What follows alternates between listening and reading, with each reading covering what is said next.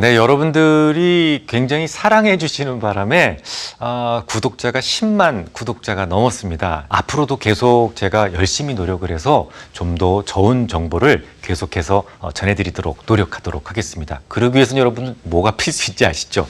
구독, 좋아요. 구독, 좋아요. 네, 고맙습니다.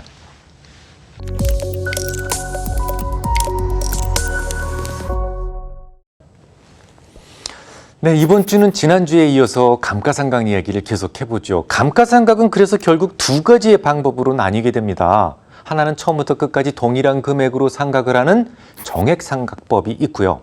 또 다른 하나는 초기에 좀 더 많은 금액을 털어내는 가속상각법이 있어요. 비교적 간단한 정액상각법부터 좀 설명을 드려볼까요? 지난주에 말씀을 드렸던 그 떡집의 기계 를 기억해 주세요. 사용연한을 정하고 동등한 가치로 상각이 되기 때문에 무척 간결하겠죠. 이 부분에 대해서 가장 중요한 것은 잔존가치라는 개념이에요. 셀비지 밸류죠. 예를 한번 들어볼까요? 떡집에서 사용연한 10년짜리 이렇게 밀가루 이렇게 딱딱 치는 기계를 반입을 했어요. 그러면 이 기계의 가격이 1억 원이고 10년이 지난다면 이거 고철이 돼서 팔아도 대략 1,000만 원을 건질 수 있다라고 가정해 보죠. 그럼 연간 감가상각비는 얼마가 되겠습니까? 자, 1억 원 주고 샀고 잔존가치, 아주 썩은 가치도 1,000만 원은 받을 수 있으니까 여기서 감가상각, 사라지는 대상은 9천만 원이 되죠. 그럼 9천만 원을 10년에 걸쳐서 똑같이 털어내는 것이 바로 정액상각법이에요. 그러면 여기에서 1,000만 원은 잔존가치, 셀비지 밸류라고 하는데 이것만 가지고도 충분히 장난을 칠 수가 있습니다. 예를 한번 들어볼까요? 자, 지금 당장 내 회사의 이익을 좀 부풀려 보이고 싶어요. 그럼 잔존가치를 5천만 원으로 잡을 수 있겠죠. 아니, 떡집 사장이 10년 뒤에도 중고로 팔아도 5천만 원 받을 수 있다고 그러는데 누가 뭘 할 겁니까? 그러면 나머지 5천만 원에 대해서만 상각 대상이기 때문에 10년 동안 정액으로 털어내면 1년에 500만 원씩만 비용이 발생하게 돼요. 그만큼 초기 이익은 더 커지게 되죠. 자, 이번에는 가속상각법을 설명드립니다. 이건 좀 복잡한데요. 상각에 가속을 붙여서 하자는 말이거든요. 일반적으로 가속상각법에는 3가지 정도가 있는데 2가지는 거의 쓰이지 않고요.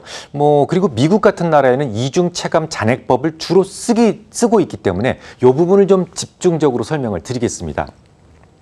이 이중체감 잔액법은 이 더블 디클라이닝 밸런스라는 얘기인데요. 간단하게 이제부터 DDB라고 말씀을 드리겠습니다. 이 DDB는 미국의 세법에서 DDB를 통해서만 세금을 정산하도록 규정하고 있어요. 이건 그냥 리커멘데이션이 아니라 리콰이어먼트입니다. 강제 조항이에요. 그러니까 다른 것은 몰라도 DDB만큼은 여러분들이 이해를 하고 계셔야 돼요. 물론 세금을 위해서 DDB를 적용하지만 회사 장부는 다르게 기재를 해도 됩니다. 다른 방법을 적용해서 감가상각을 해도 납세 목적으로는 반드시 DDB로 기장을 해야 된다는 얘기인데 이렇게 장부를 2개 만들어도 불법은 아니에요. 그러니까 2개를 만드셔도 된다는 얘기입니다. 그럼 DDB를 자세하게 살펴보겠습니다. 계산 방법은 비교적 간단해요. 앞에 더블이라는 말이 들어가잖아요. 그러니까 2배 속도로 상각한다. 요것만 염두에 두시고 따라오시면 돼요. 이중체감 잔액법은 전체 가용연수의 2배만큼 곱한 수치의 상각률로 초기 북밸류에 적용해서 상각 떨어냅니다. 예를 들어보죠. 앞서 말씀을 드렸던 회사에서 구매한 설비 전체 비용이 1억 원이었잖아요. 이걸 10년에 걸쳐 상각하기로 했었는데요. 그럼 매년 10분의 1씩 상각하는 것은 문제가 있다고 보는 거죠. 아무래도 새 장비를 도입하게 되면 초기에 매출이 가장 좋을 텐데 일률적으로 떼어내는 것은 회계원칙으로도 맞지 않다고 보는 거예요. 기억하시죠?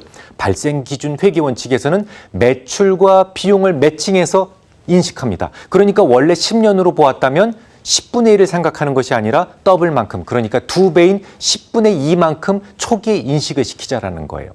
첫 해 2천만 원이 되겠죠? 그럼 다음 회기의 북밸류는 얼마가 남습니까? 1억에서 2천만 원 빼면 8천만 원이 남아요. 그 다음 분기에서 상각은 요 8천만 원에 또 20%를 상각을 하는 겁니다. 그 다음 분기에 그럼 상각 비용으로 1,600만 원이 결정되겠죠? 그 이후에 자산가치는 얼마가 남죠? 1,600만 원을 제하면 6,400만 원이 남아있게 되죠. 이런 식으로 계속 2배로 상각을 해서 2배 많은 비율로 상각을 하자, 이런 취지로 만들어진 상각법이 바로 DDB가 되는 겁니다. 물론 잔존가치만 남았다 그러면 그 다음부터 상각은 중단됩니다. 더 이상 비용은 발생하지 않아요. 미국의 세법에서 아예 2배 속도로 상각을 하라라고 지정을 했으니까 여기에는 전혀 부정이 없을까요? 그렇지 않습니다. 앞서 거론해드렸듯이 잔존 가치를 얼마로 벌 것인가는 전적으로 CEO의 몫이기 때문에 마음만 먹는다면 얼마든지 부정이 가능하죠. 예를 들어서 잔존 가치를 절반으로 보겠다. 그럼 나머지 절반에 대해서만 생각하기 때문에 초기 비용이 작게 잡히게 되고 이익은 더 많이 나죠. 얼마든지 조작이 가능합니다. 반대로 잔존 가치를 작게 설정하면 그만큼 상가격이 커지고 이익은 작아 보이게 만들 수 있어요. 근데 이 잔존 가치뿐이 아니에요. 가용 연수의 결정도 전적으로 CEO의 몫입니다. 예를 들어서 좀 전에 말씀드렸던 그 1억 원짜리 그 떡 치는 기계를 가지고 와서 20년간 쓸 수 있다라고 가정한다면요. 한 달에 고작 500만 원씩만 비용으로 처리하면 되잖아요. 그러면 이익이 그만큼 커지는 겁니다. 하지만 만약에 4년에 걸쳐서 상각을 한다면 비용이 얼마가 빠지겠습니까? 1년에 2,500만 원이 비용으로 털려야 되잖아요. 그럼 초기 이익이 그만큼 작아지도록 조작이 가능합니다. 이 삼성전자 같은 회사는 매년 수조 원 단위로 설비 투자를 하는데요. 이들 설비에 대한 감가상각을 어떤 방식으로 할 것이냐, 잔존 가치를 얼마로 볼 것이냐를 결정하는 것에 따라서 이익은 얼마든지 인위적으로 짜맞출 수가 있어요. 물론 삼성전자는 보는 사람이 워낙 많아서 고의적으로 장난치지는 않습니다. 하지만 코스닥 업체들은 채권 발행을 하기 전에 채권자들에게 좀 더 좋게 보이게 하기 위해서 이익은 얼마든지 끼워 맞출 수가 있어요. 그래서 선무당이 사람 잡는다는 말이 나오는 겁니다. 어떤 회사에 대한 투자를 할 때 이 회사의 이익은 얼마가 났으니까 얼마의 가치가 있다. 이런 식 생각은 정말 위험한 접근이죠. 얼마든지 끼워 맞출 수 있는 이익을 기준으로 각종 재무 비율이 결정되는데 PER이 얼마고 PBR이 얼마고 이게 투자의 잣대가 되어서는 안 된다는 것을 이해하시겠습니까? 이야기가 좀 빗나갔는데요. 아무튼 여기서 이중체감법은 반드시 이중일 필요는 없어요. 앞서 더블이라는 말이 들어가면 2배로 상각률을 잡는 것이죠. 상각의 속도 역시 결정이 가능합니다. 예를 들어서 150dB면 상각률을 1.5배수로 하자는 것이고 300dB면 상각률을 3배로 하자는 거예요. 예를 들어 1억 원짜리 차를 샀고 잔존 가치를 6년으로 보았고 300dB로 계산하기로 결정했다면 첫 해 6분의 1, 3배를 상각을 해야 되는 거죠. 그러니까 5천만 원이 첫 해 비용으로 떨어지게 되는 겁니다. 실제로 우리나라에서는 기업에서 차량을 구매하게 되면 첫 해 거의 절반 가까운 상각이 이루어지죠. 다음 주에 계속 이어가겠습니다.